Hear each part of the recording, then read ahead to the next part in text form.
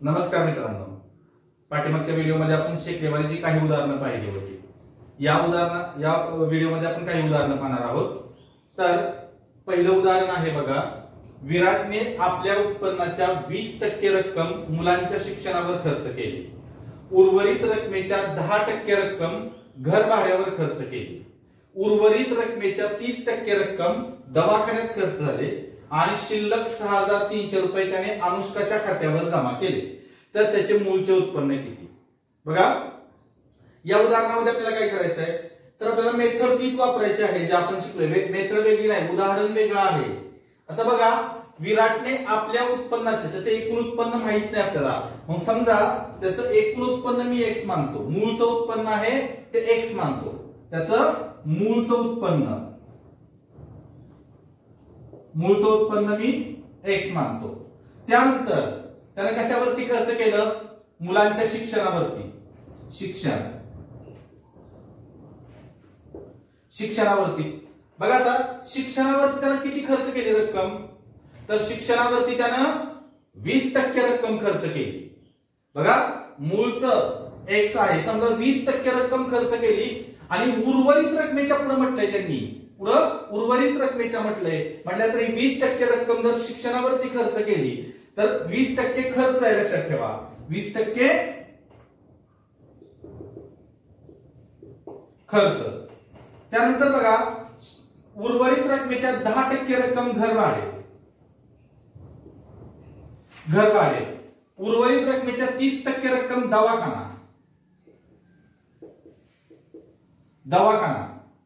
बघा, आता आपण किती केली बघूया खर्च. शिक्षणावरती 20% खर्च केली, घर भाड्यावरती त्यानं 10% रक्कम खर्च केली. 10% खर्च. पुन्हा दवाखान्यात 30% रक्कम खर्च झाली. आता लक्ष द्या, किती सोपं आहे बघा. आपण सूत्र वापरणार नाही, कुठलं मेथड आहे तीच आपण ज्यावर वापरली आहे तीच.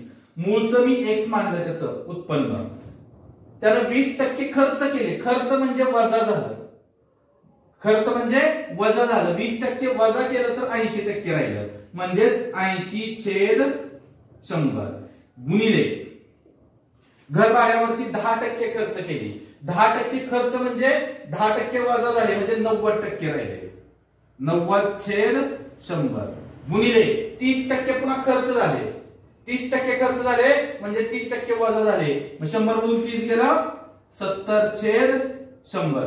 त्यावेळी त्याच्याजवळ शिल्लक किती रक्कम राहिली? 6300. एक्स ची किंमत काढायची आपल्याला. आपण करू, या शून्याला हे शून्य गेलं, या शून्याला हे शून्य गेलं, या शून्याला हे शून्य गेलं, बस. आता वरती बघा, इथं 8 राहिलं, 9, 7 आणि खाली 10 आणि 100 राहिलं. या दोघांना 2 ने भाग जातोय बघा. 2 चोक 8, इथं 2 पंचे 10, 4 एके 4, 4 दुने 8, 4 पंचे 20. आपल्याला एक्स ची किंमत काढायची आहे. मग एक्स बरोबर या साईडला 6300 आहे, 6300 आणि छेदामध्ये 25 आणि 5 आहे, तिकडे 25 गुणिले 5, छेदातलं आपल्याला अंशात जाणार आणि वरती इकडे आहे 9 आणि 7, ते छेदात येणार. 9 गुणिले 7. मग बघा, एक्स बरोबर इथं 6300 गुणिले 25 5 125, 125 आणि खाली 9 7 63. 63 63 ला भाग केला, 100 आलं. 125 गुणिले 100 म्हणजेच 12500 रुपये ही त्याची मूळची रक्कम असणार आहे. त्याचं मूळचं उत्पन्न 12500 असणार आहे.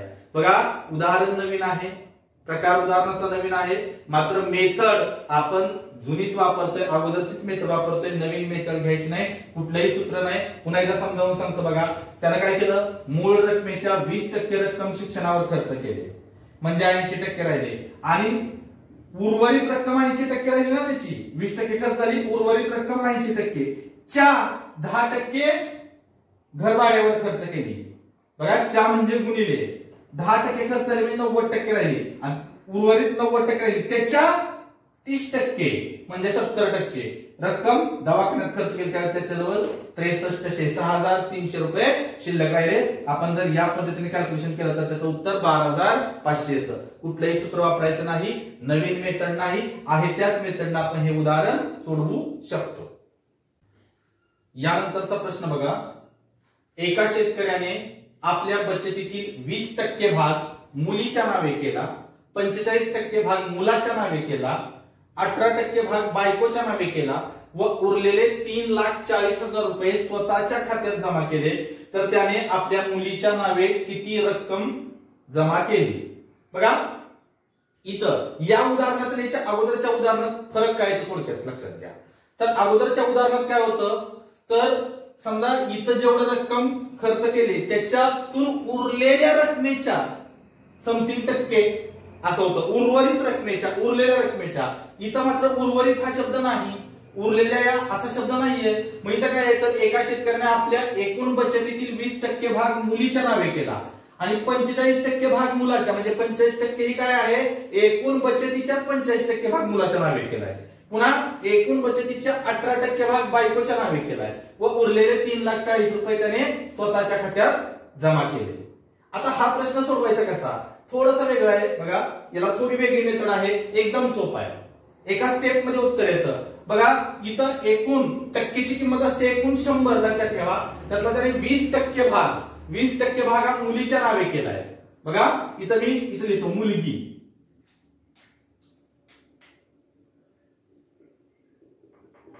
मुलगी 20%, त्याच्यानंतर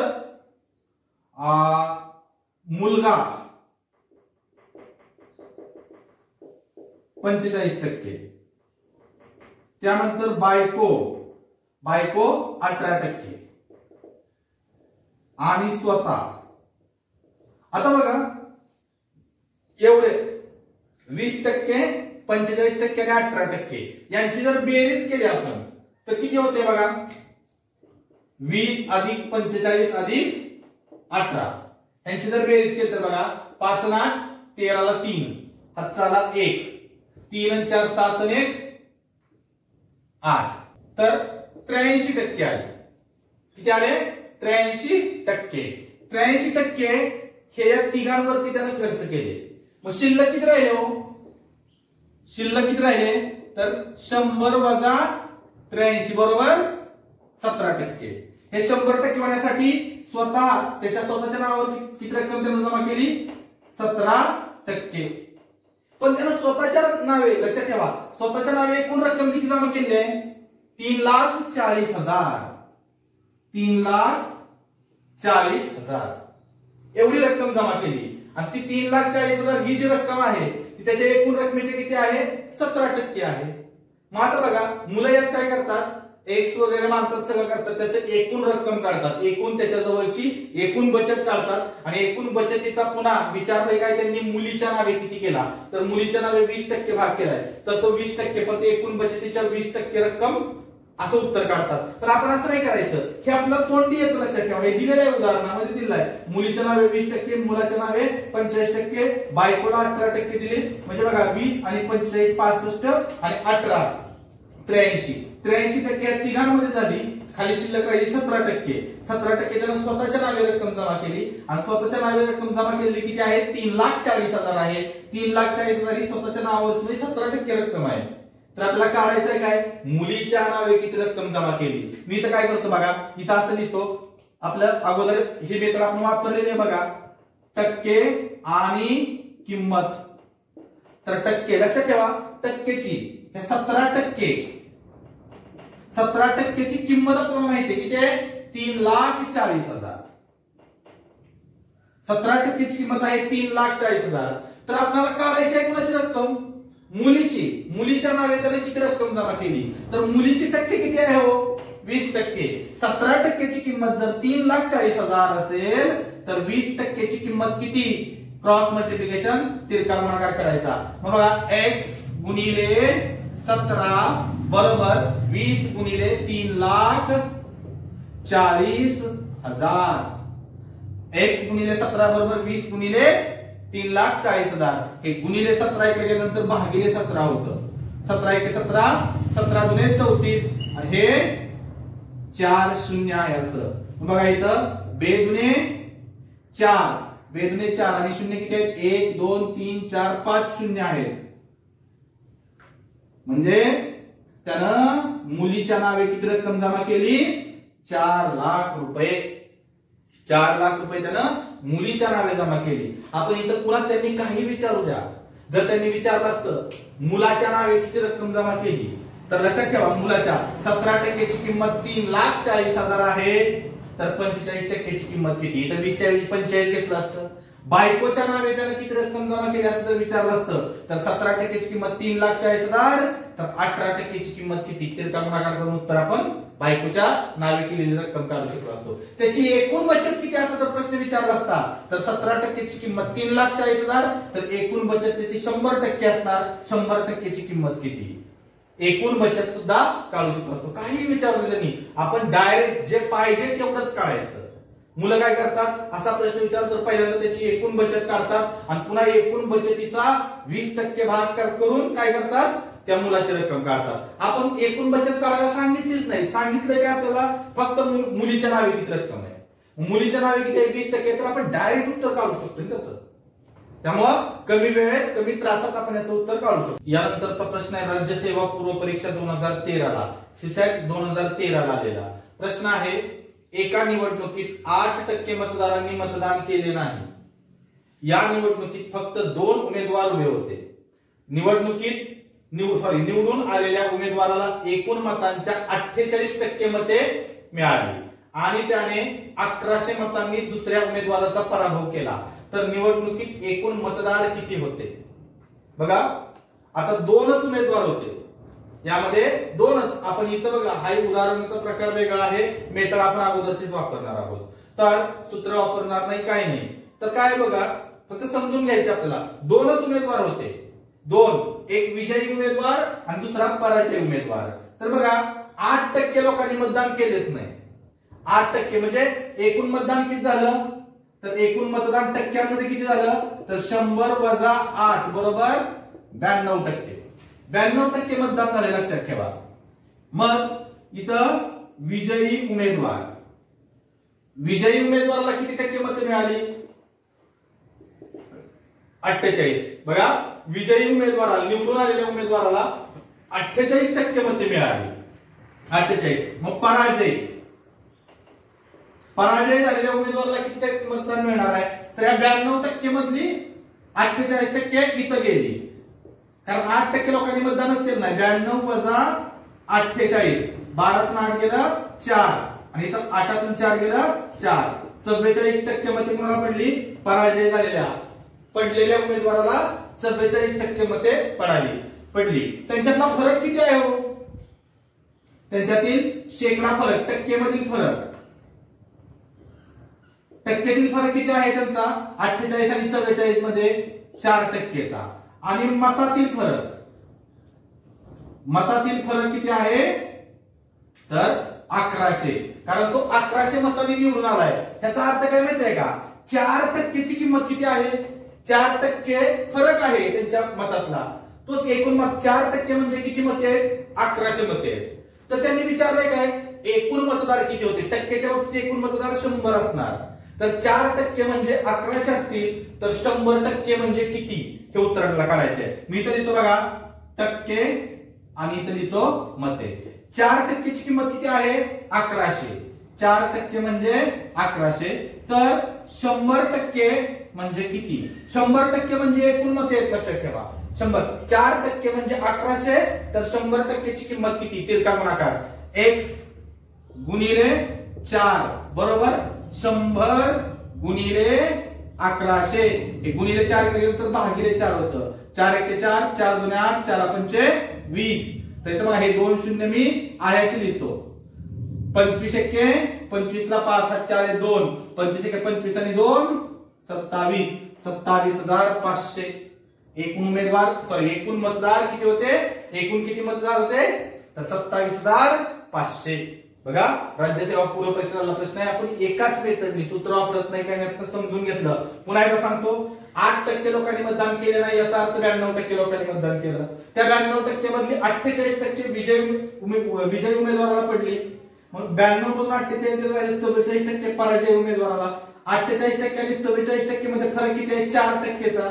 आणि तो निवडून आलेला उमेदवार आहे तो 1100 मतांनी निवडून आलाय. म्हणजे दोघांच्या मतांमध्ये 1100चा फरक आहे आणि टक्केमध्ये 4चा फरक आहे. 4% म्हणजे 1100, तर एकूण मत 100 आहेत. 4% म्हणजे 1100, तर 100 म्हणजे किती? तिरका गुणाकार केला, आपलं उत्तर येऊन गेलं. कुठलंही सूत्र न वापरता. नंतरचा प्रश्न आहे बघा, आनंदला 32% गुण मिळाल्यामुळे तो 17 गुणांनी नापास झाला. प्रणोतीला 37% गुण मिळाले व तिला पास होण्यासाठी आवश्यक गुणांपेक्षा 13 गुण जास्त मिळाले, तर ती परीक्षा किती गुणांची होती? बघा, इथं आपणास माहित नाही, फक्त त्यांनी दिलेलं काय अगोदरचीच मेथड आपल्याला वापरायची आहे. फक्त काय बघा, आनंदला तो नापास झालाय, आनंद 17 गुणांनी नापास झालाय आणि प्रणोती 37% गुण मिळाले व तिला पास होण्यासाठी आवश्यक असणाऱ्या गुणांपेक्षा 13 गुण जास्त मिळाले. 13 गुण जास्त आणि आनंदला 17 गुण कमी मिळाले. लक्षात ठेवा, एका विशिष्ट एक रेषा आहे, पासिंगची रेषा, तिथून. आता बघा, एक त्यांच्या शेकड्यातील फरक किती आहे बघू आपण. शेकडा फरक, त्या दोघांमधील शेकड्यातला फरक किती आहे बघू.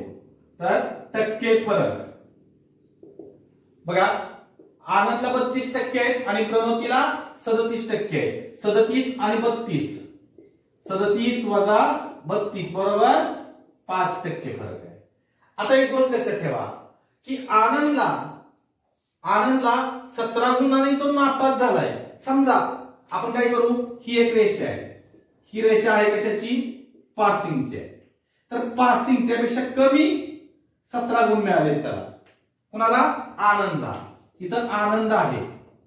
आणि प्रणोतीला 37% गुण मिळाले व तिला पास होण्यासाठी आवश्यक गुणांपेक्षा 13 गुण जास्त.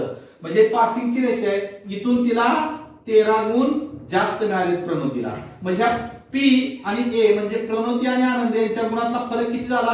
हा 17 इथपर्यंत 13. 17 आणि 13 30चा फरक झाला. लक्षात ठेवा, त्यांच्या गुणातील फरक किती आहे? 30 आहे. म्हणजे 5% हा फरक आणि हा फरक आहे. 5%ची किंमत 30 आहे. तर त्यांनी विचारले एकूण किती गुणांची परीक्षा होती. टक्केच्या बाबतीत 100%ची परीक्षा असणार. 100% म्हणजे किती? लक्षात ठेवा. मग इथं बघा, मी पुन्हा तेच लिहितो, टक्के गुण. 5% म्हणजे किती गुण आहेत? 30. तर एकूण किती गुणांची परीक्षा करायची आपल्याला? 100% म्हणजे किती? पुन्हा तिरका गुणाकार. x गुणिले 5 बरोबर 100 गुणिले 30. गुणिले 5 केल्यानंतर भागिले 5 होतं. 5 × 5 5 × 30 100 × 600. तरी आपलं काय आलं? फायनल आन्सर आलं. 600 गुणांची परीक्षा होती. बघा, उदाहरणं जरी वेगळी असतील तरी आपण मेथड एकच वापरतोय. कमीत कमी मेथड मध्ये जास्तीत जास्त प्रकारची उदाहरणं सोडवली तर आपल्याला कमीत कमी मेथड लक्षात ठेवाव्या लागतात. लक्षात ठेवा, प्रत्येक प्रकारासाठी नवीन मेथड आपल्या लक्षात राहणं आवश्यक नाही. त्यामुळे कमीत कमी मेथड मध्ये आपण जास्तीत जास्त उदाहरणं कशी लक्षात ठेवता येतील हे पाहणं गरजेचं आहे. तुम्हाला हे एक पुन्हा एकदा व्हिडिओ पहा, समज नसेल तर पॉज करून पहा. सोपा आहे आणि तुम्ही जेवढा जास्तीत जास्त घरी सराव कराल, प्रॅक्टिस कराल, तेवढा आणखी सोपं जाईल आणि सहजतेनं तुम्ही उत्तर काढू शकाल. अतिशय सोपा भाग आहे शेकडेवारीचा. एकदा समजलं की कधीही न विसरणारा असा भाग आहे हा. तर तुम्ही जर आपला चॅनल सबस्क्राईब केला नसेल तर चॅनल सबस्क्राईब करा आणि बेल आयकॉन म्हणजे घंटी दाबा शेजारची, जेणेकरून प्रत्येक व्हिडिओचं नोटिफिकेशन तुमच्या मोबाईलवरती येईल आणि प्रत्येक आपल्या चॅनलचा प्रत्येक व्हिडिओ तुम्हाला सुरुवातीला लगेच पाहता येईल.